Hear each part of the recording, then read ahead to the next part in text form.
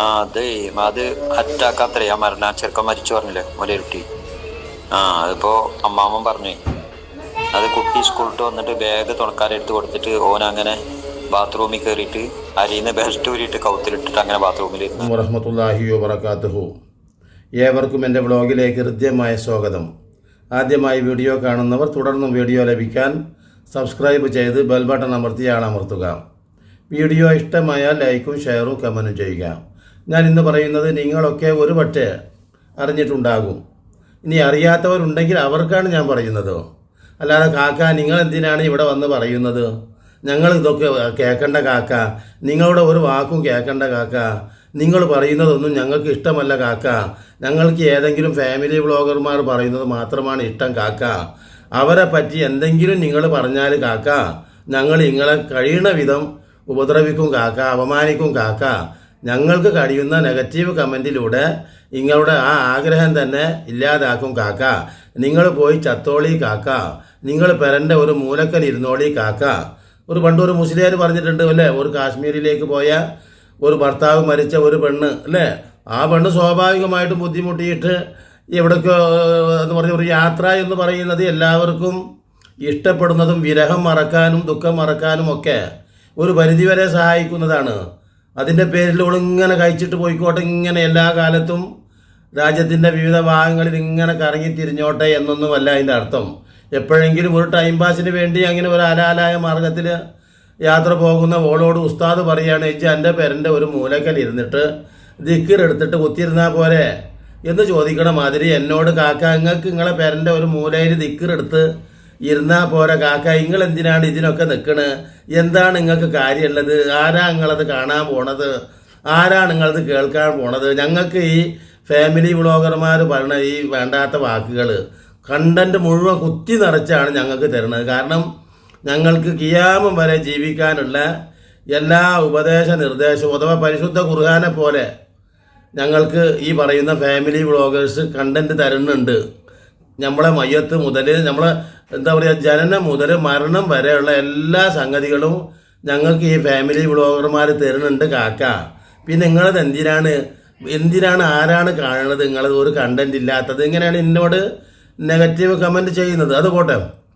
അപ്പോൾ ഞാനിപ്പോൾ പറയുന്നത്, കഴിഞ്ഞ ദിവസം നിങ്ങൾ അറിഞ്ഞാലും അറിഞ്ഞിട്ടില്ലെങ്കിലും നജ്മുൽ ഹുദ എന്ന് പറയുന്ന മണലോടി എന്ന് പറയുന്ന സ്ഥലത്ത് എന്താ പറയുക ഒരു ജുമാ മസ്ജിദ്, ആ ജുമാ മസ്ജിദിൽ ഒരു ദർസ് വിദ്യാർത്ഥി സ്വാഭാവികമായിട്ടുള്ള ഒരു മരണം സംഭവിച്ചതാണ്. മനുഷ്യനെ സംബന്ധിച്ച് എത്ര കണ്ടുപിടുത്തങ്ങൾ നടത്തിയാലും എത്ര സമ്പത്തും സർവശക്തിയും കഴിവുമൊക്കെ ഉണ്ടായിട്ടെന്താ കാര്യം, മരണത്തിൻ്റെ മുമ്പിൽ മനുഷ്യൻ നിസ്സഹായനാണ്. മനുഷ്യനുണ്ടായ അന്ന് മുതൽ തുടങ്ങിയിരിക്കണെന്ത്, മരണത്തെ എങ്ങനെയെങ്കിലും ഇല്ലാതാക്കാൻ കഴിയുമോ എന്ന പഠനത്തിൽ ഏർപ്പെട്ട് തുടങ്ങിയത്. അമേരിക്കയിലൊക്കെ അവരുടെ ഭൂസ്വത്തുക്കളിൽ നിന്ന് ഏകദേശം പകുതി ഭാഗം തങ്ങളുടെ ജീവൻ തിരിച്ച് ഞങ്ങളുടെ ശരീരത്തിലേക്ക് പ്രവേശിപ്പിക്കുന്ന നൂതന ആശയം കണ്ടെത്തിയാൽ അത് ഞങ്ങളുടെ ശരീരത്തിലേക്ക് തന്നെ എന്താ പറയുക വെച്ചു തരാൻ, അഥവാ പുനരാവിഷ്കരിച്ചു തരാൻ ഞങ്ങളുടെ പകുതി സ്വത്തുക്കൾ ഈ സർക്കാരിലെ നിക്ഷിപ്തപ്പെടുത്തുക. എന്തിനു വേണ്ടി, ഈ പറയുന്ന ഒരു കണ്ടുപിടുത്തം സാധ്യമായാൽ അത് ഞങ്ങളുടെ ശരീരത്തിലേക്ക് ആ ആത്മാവിനെ വെച്ചു തരാനുള്ള ചെലവ് അതുവരെ എംബാം ചെയ്ത് സൂക്ഷിക്കാൻ. അപ്പം മരണം എന്ന് പറയുന്നത് അത്രമാത്രം ആളുകൾ വെറുക്കുന്നു അല്ലേ. മനുഷ്യ ശരീരം ഇവിടുന്ന് ഇല്ലാതാവുക എന്ന് പറയുന്ന ആ മനുഷ്യൻ്റെ ആത്മാവ് ഇവിടുന്ന് ഇല്ലാതാവുക എന്ന് പറയുന്നത് എത്ര കോടീശ്വരന്മാരാണ് നമ്മിൽ നിന്ന് വേർപെട്ട് പോയത്. അവർക്ക് സമ്പത്തും സൗകര്യങ്ങളും ഒന്നും ഇല്ലാത്തത് കൊണ്ടല്ല, അവർക്ക് ആളുകളുണ്ട് അല്ലേ.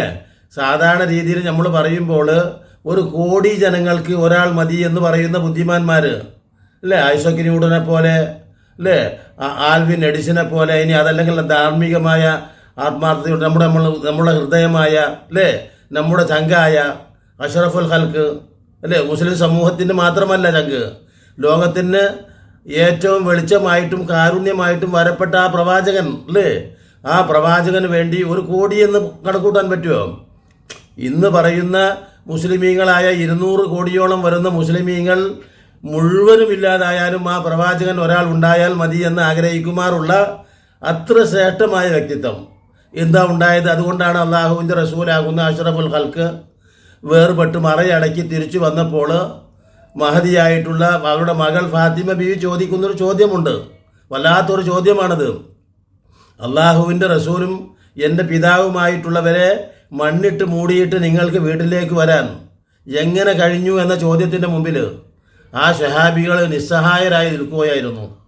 ആലോചിച്ച് നോക്കൂ. അപ്പോൾ ഞാൻ പറഞ്ഞു വന്നത്, ഇപ്പോൾ ആ നജ്മുൽ ഹുദ ആ ദർസിൽ, ആ പള്ളിയിലെ ദർസിൽ ആ ഒരു ദർസ് വിദ്യാർത്ഥി മരിച്ചതോടുകൂടെ, മരണം ഒരു ദുഃഖമാണ്, അതോടുകൂടെ ഏറ്റുപിടിച്ചിരിക്കുന്നു ആര്? ഈ സംഘികളും ക്രിസംഘികളും അവിടെ ചാനലുകളും ഒക്കെ കൂടെ പലതും പറഞ്ഞു പരത്തിക്കൊണ്ടിരുന്നു. പൊളിച്ച് വന്നിട്ട് അങ്ങനെ പെട്ടെന്ന് എടുത്ത് ഹോസ്പിറ്റലിൽ കൊണ്ടുപോയി. ഹോസ്പിറ്റലിലേക്ക് എത്തിയ പിന്നെ ഒരു വിടൂലല്ലോ. അപ്പോൾ പോലീസുകാരും കണ്ടോലും എല്ലാവരും പറഞ്ഞു തരത്തെ ഇങ്ങനെ ആത്മഹത്യയാവുന്നു, ഒരു മുറിയോ കാലയോ ഒന്നുമില്ല, ബെൽറ്റ് കുടുങ്ങിയിട്ടില്ല കൗത്തിൽ. വെറുതെ ഇപ്പോൾ സാധാരണ കുട്ടികളല്ലേ, ഓല് അങ്ങനെ ചെയ്തിട്ടുണ്ടാവും, അരി നയിച്ചിട്ട് അങ്ങനെ കൗത്തിലിട്ടിട്ട് ബാത്റൂമിൽ ഇരുന്നിട്ടുണ്ടാവും. അങ്ങനെ സംഭവം ഉണ്ടായിരുന്നു. ഇപ്പോൾ പോസ്റ്റ്മോർട്ടം റിപ്പോർട്ട് അങ്ങനെ എത്ര വന്ന് അറ്റാക്കാണ്. പോലീസുകാരും ഒക്കെ പറഞ്ഞു തരത് കണ്ടപ്പോൾ തന്നെ ഇത് ആത്മഹത്യ ഒരിക്കലും അല്ല, ഇങ്ങനെയാണുള്ളത്, അങ്ങനെ സംഭവം എന്നാ പറയുന്നത്. ഇതിനു മുമ്പ് അസ്മിയ എന്ന് പേരായിട്ടുള്ള ഒരു പെൺകുട്ടി വേറെ ഒരു കോളേജിൽ മരിച്ചപ്പോഴും ഇതൊക്കെ തന്നെയാണ് പറഞ്ഞു പരത്തിയിരുന്നത്.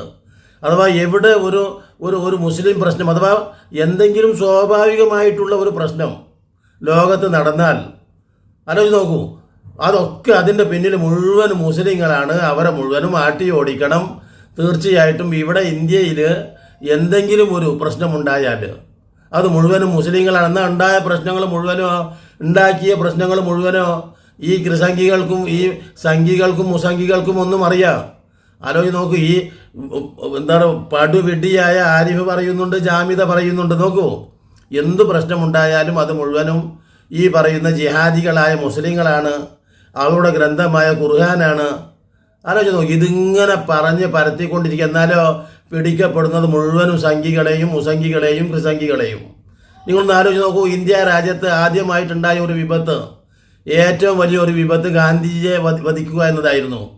ആ ഗാന്ധിജിയെ വധിച്ചത് ആരാണ്? യഥാർത്ഥത്തിൽ ഒരു സംഘിയായിരുന്നു. പിന്നീട് ഈ രാജ്യത്ത് വലിയ കലാപങ്ങളുണ്ടായി. നോക്കൂ. അതുപോലെ തന്നെ രാജീവ് ഗാന്ധിയെ വധിച്ചത്, ഇന്ദിരാഗാന്ധിയെ വധിച്ചത്, എന്തിനേറെ പറയുന്ന ഈ രാജ്യത്ത് നടന്ന സർവ്വ കൊലപാതകങ്ങളുടെയും പിന്നിൽ സംഘികളാണ്. അതുകൊണ്ട് തന്നെയാണല്ലോ 75,000-ഓളം മുസ്ലിമീങ്ങളുടെ പേര് പാർലമെന്റിലെ ഇന്ത്യ ഗേറ്റിൽ വധിച്ചപ്പോൾ പോലും ഒരൊറ്റ ക്രിസംഘിയും ഒരൊറ്റ സംഘിയും ഒറ്റ മുസംഘിയും ആ പേരുകളിലില്ലല്ലോ.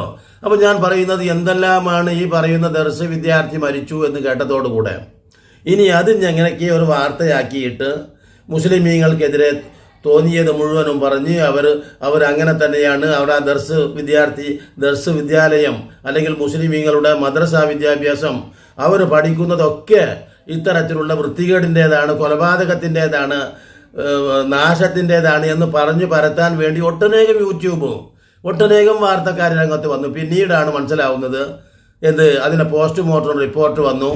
ആ റിപ്പോർട്ട് വന്നപ്പോൾ സ്വാഭാവികമായിട്ടുള്ള മരണം, അതാണ് അസ്വാഭാവികമായിട്ടുള്ള ഒരു മരണമേ അല്ല.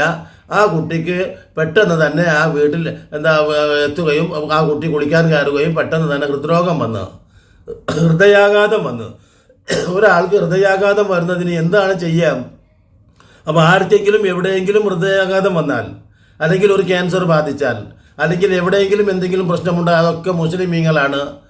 അതിൻ്റെ മുമ്പും അങ്ങനെ പ്രചരിപ്പിച്ചിരുന്നു. ഇപ്പോൾ ഇനി മുസ്ലിമീങ്ങളെ തെരഞ്ഞു പിടിച്ച് ഏതെങ്കിലും രാജ്യത്തേക്ക് ആട്ടിപ്പായിക്കണം, അതല്ലെങ്കിൽ കാലാകാലത്തും അവരെ പുറത്ത് വിടാതെ അവർക്ക് വേണ്ടി വലിയ കെട്ടിടം പണിത് NRC ഒക്കെ ആ പദ്ധതിയിലൂടെ അവർക്ക് വേണ്ടി വലിയ കെട്ടിടങ്ങൾ ഉണ്ടാക്കുക. എന്ത് വിഡ്ഢികളാണ് ഈ ഭരണാധികാരികൾ! എന്നിട്ട് ആ കെട്ടിടത്തിൽ അവരെ പാർപ്പിച്ച് അവർക്ക് ഭക്ഷണം കൊടുത്തു. സ്വന്തം നാട്ടിലെ പ്രജകളാണ്, ആ പ്രജകളോടാണ് ഇത്തരത്തിൽ പ്രവർത്തിച്ചുകൊണ്ടിരിക്കുന്നത്. ആലോചിച്ച് നോക്കും. അപ്പോൾ എന്താ പ്രധാനം ചോദിച്ചാൽ, പണ്ട് എനിക്ക് ഓർമ്മയുണ്ട്, അഡ്വാനി എന്ന് പറയുന്ന ഒരു സംഘി, ആ സംഘി ഇന്നും ജീവിച്ചിരിപ്പുണ്ട് എന്നാണ് എനിക്ക് തോന്നുന്നത്. നിങ്ങൾ അറിയുന്നവർ കമൻറ്റ് ചെയ്യൂ. അവൻ പറഞ്ഞൊരു വാക്കുണ്ട്, മുസ്ലിങ്ങൾ വർഗീയവാദികൾ തന്നെയാണ്. എന്തുകൊണ്ടെന്നാൽ അവർ രാജ്യത്തോട് സ്നേഹമില്ലാത്തവരാണ്. അവരുടെ കൂറ് ഇപ്പോഴും സൗദിയോടാണ്. അവർ എന്തുകൊണ്ടെന്നാൽ അവർ കാബ എന്ന് പറയുന്ന സൗദിയിലുള്ള ഒരു ഭവനത്തിലേക്കാണ് തിരിഞ്ഞ് നമസ്കരിക്കുന്നത്, പ്രാർത്ഥിക്കുന്നത്, വിളിച്ചു ചോദിക്കുന്നത്. എന്നതുപോലെ തന്നെ അവർ കണ്ടുമുട്ടുമ്പോൾ അസ്സലാമു അലൈക്കും എന്നാണ് പറയുന്നത്. അവർ ഓം നമ ശിവായ എന്ന് പറയുന്നില്ല, അല്ലെങ്കിൽ ഹിന്ദി വാക്ക് പറയുന്നില്ല. അവർ അറബ് ഭാഷയാണ്, വിദേശ രാജ്യത്തിൻ്റെ ഭാഷയാണ് സംസാരിക്കുന്നത്, അതുകൊണ്ട് അവർ ജിഹാദികളാണ്.